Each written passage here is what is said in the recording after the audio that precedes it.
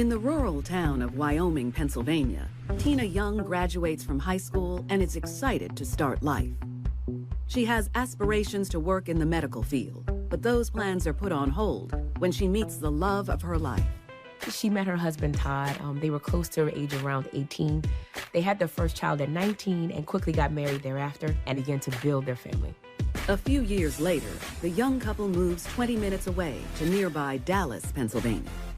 Tina was a young mom having children, and sometimes that can work because a young parent can grow with their children. It can be fun. But if that young parent doesn't take the time to nurture their own needs, then that could spell trouble. Even before she can blink, another 10 years fly by. Now 32 years old, Tina has become the poster child for bored, tired suburban homemaker. Tina Young was a mother of three, and by all accounts, she was a typical mother. Stayed at home while her husband went to work and raised their children. She is the epitome of the suburban soccer mom.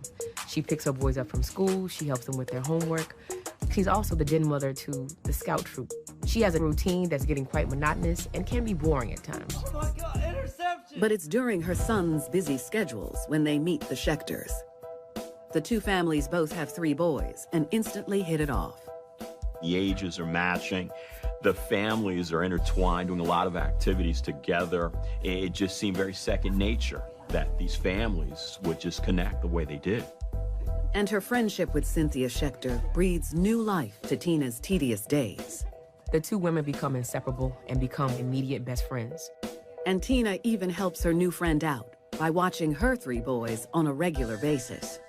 She may have been babysitting the boys from time to time just for extra cash, but over the 7 years, she really began to think of them as her own. The young mother appears to have it all: a handsome husband, 3 healthy children, and an extended family. But as the saying goes, things aren't always as they appear. Tina is beginning to feel the challenges in her marriage. She and her husband barely have any time alone, and she begins to feel the distance that is causing. It's a familiar story. Here she is, just barely out of her teens, having children with a husband. The real issue becomes that if you don't have the time to spend with one another and it's all about the children, then the relationship between husband and wife, it just does not grow. The everyday routine of being a housewife, of being a mother, the day-to-day just eventually just really started to wear on her, the reality of her suburban lifestyle. And stressed out mom is also not happy with the way she looks. After having the last baby, she had trouble losing the baby weight. She didn't think that her husband was paying as much attention to her as he once did. Simply put, there is no excitement in her life anymore. But that is all about to change when she turns to an old high school friend for advice. This friend actually tells Tina she knows a surefire way for her to escape her mundane, boring life, and as an added bonus, she's actually going to lose some weight. Tina is shocked by what her friend suggests is the solution to her problems: heroin. Of all things, heroin. That is one of the most dangerous drugs known to man. The responsible mother of 3 just says no at first. But her friend insists that she at least take some of her stash and think about it. She even shows her how to shoot up. Tina reluctantly accepts the drugs. Doing her best to face another boring day, Tina can't stop thinking about her hidden supply. So the very next afternoon, Tina gives in. Tina really wanted to lose the baby weight, and that was the hook. The possibility of saying, this is a magic pill. This will help you lose the weight. This will make you feel better. This will bring the excitement back into your relationship. The desperate housewife shoots up, and the high is unlike anything she's ever felt. Tina becomes enraptured with the drug. It's become her new high, and she definitely is not feeling those lows. She's never felt such a rush. Within 1 week of her using the heroin, she was addicted. Heroin addiction is one of the worst addictions there is. Heroin can be toxic, hazardous, and deadly. Thanks to her distant marriage and her boy's busy schedule, Tina has no problem keeping her secret under wraps. For her, for Todd, things continued to disintegrate. She thought, of course, in using, she was going to be able to regain that love, but it's not. It's just completely destroying what they once had. A few months later, Tina's friend makes another introduction, and this one might prove to be even more destructive than heroin. For the first several months of Tina's drug use, her friend is the one who purchases the drugs for her. But eventually, Tina's friend steps out and introduces her directly to her drug dealer. His name was Larry Tooley. Larry's someone who's not a stranger to law enforcement. Low-level heroin dealer, but someone who the police are aware of. He had served time on assault and rape charges. He always carried a gun for protection. And Larry even breaks the #1 rule of selling drugs. Never get high on your own supply. And because he did so, he didn't make much money. There's an instant spark between the suburban mom and the low-level drug dealer. Tina finally finds the excitement she's been craving. For Tina, this is another world. This is a bad boy. This is something completely different from her suburban life. This is the edge. Larry became Tina's supplier. He began a friendly relationship with her and he trusted her. So he eventually gave Tina his phone number and allowed her to come and pick up drugs by herself without her friend. The second-rate drug slinger looks at the bored housewife as an asset to his growing sales business. Larry's seeing Tina as an opportunity to build a different sort of clientele. Keeping Tina in this cycle of addiction is profitable for him. He is able to develop a network to perhaps even draw in additional clients. But that's not all he sees. He also feels a growing affection for his newest client, and a second flame is lit. Then about 3 months later, the illusion of Tina as a normal suburban housewife vanishes. Todd's eyes were finally open one day when he's in their bathroom and he finds her drug paraphernalia hidden way in the back of the cabinet. Tina! After hiding this for a year, it just comes to a heated argument. We have a family to be doing drugs. And she finally admits to Todd she has an addiction. Her husband doesn't want this life, these drugs, and its impact around his children. What do you want? Sis? Or me and the kids? Tina's in a make-or-break situation now. The secret was out. She had a choice to make. Either she give up drugs and work on her marriage, or continue with this deadly life. At some point, the addiction takes over your life. So people do strange things when they're addicted to this drug, and leaving their family is typical. Leaving her children behind, the drug-addled mom goes to the only place she knows she won't be judged. She headed over to Larry's apartment in Wilkes-Barre. It's located about 10 miles south of Dallas, Pennsylvania. After Tina comes to Larry, tells him about the confrontation with her husband, Larry says that Tina can stay with him. The unlikely pair have always had an undeniable connection. And with her husband out of the picture, they now have the freedom to explore their relationship even further. Tina had her drug of choice, and her new man supplying her. It's a lethal combination. At the point that Tina moved in with Larry, she began to realize that she felt like she had more in common with him than she did her own husband. And it's not long before they take things to the next level. She feels confident and strong and beautiful and out of this depression that she found herself in. But as the weeks go by, the lovebirds realize their life together isn't exactly a walk in the park.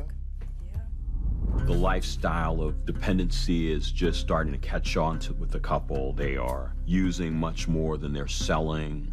Larry and Tina were not able to support and sustain their habit. I'm gonna need you to figure out a way to get some more. They're borrowing money off of family members. Tina borrowed hundreds of dollars off her mother. But that well runs dry quick. Tina looks to an old friend from her past life as a suburban mom, Cynthia Schechter. Tina has always had a strong relationship with Cynthia, but since everything has fallen apart, the relationship is gone. Oh my gosh, Casey started his own... The women do their best to catch up. In their conversation, Cynthia talks about her oldest son, Casey. With pride, he's 16. He's been able to save up almost $3,000 to buy a car. Unfortunately, Tina's updates aren't as upbeat. Tina tells her that she's just at a very low place, desperate. Cynthia feels for a friend and tries to help as best she can. She gives her $300 from Casey's car fund. Cash in hand, the broke mom quickly says her goodbyes. So what does she do? She goes right home to Larry so they can feed their habits. A few days later, the burnt-out couple blow through their last few bags of heroin. And Larry comes down in a bad way. Do we have any more? Larry is going through really bad withdrawals. We got to get... He tells Tina at this point there's nothing he won't do, including harming someone. Make us something quick! Frightened by her man's outburst, Tina must think fast. Tina doesn't want Larry to go out and hurt anyone. She's afraid he's going to do something dangerous. Cynthia. Who is that? She tells him about the conversation that she had with Cynthia and about the money that's there and that it's a quick, easy score. She's never heard. She explains that the parents are at work and the kids are at school during the day. And that's not all. Tina knew that the Schechters did not lock their doors. It seems like a foolproof plan, and the strung-out dealer is all in. He needs work. Tina wants nothing more than to make Larry happy, even if it means going against a friend who's willing to lend her money. There's nothing more important to her than this relationship with Larry. The desperate duo wastes no time. The next morning, they make their move. Tina makes the call to the home, making sure that no one's there, no one picks up. She knows at that point that they can get away with the burglary. They make the 15-minute drive over to the Schechters and arrive around 10 a.m.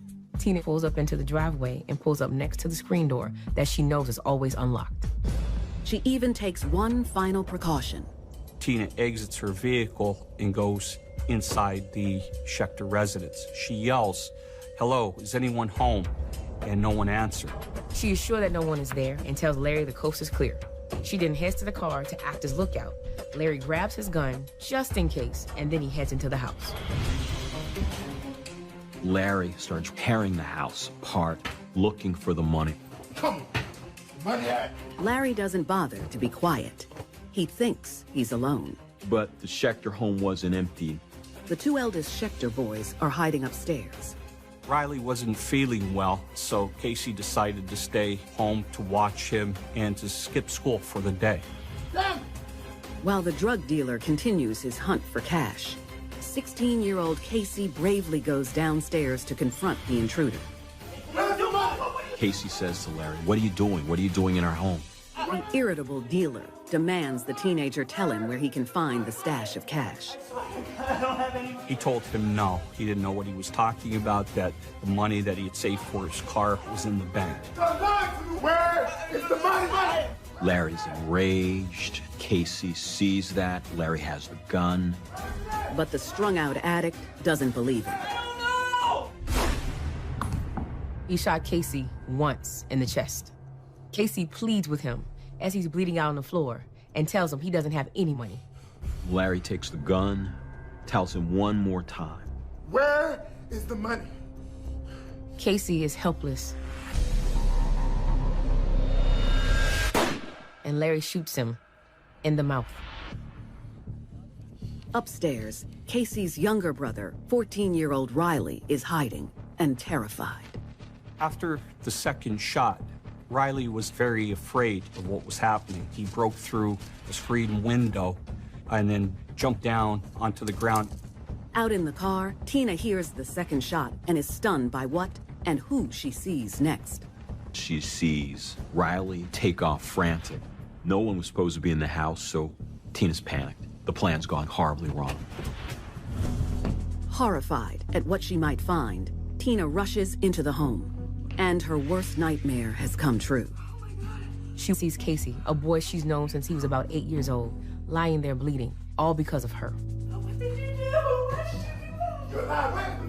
She yells to Larry. He turns to Casey, puts one final bullet in his head, and then says, Knowing police could show up at any second, the couple flee.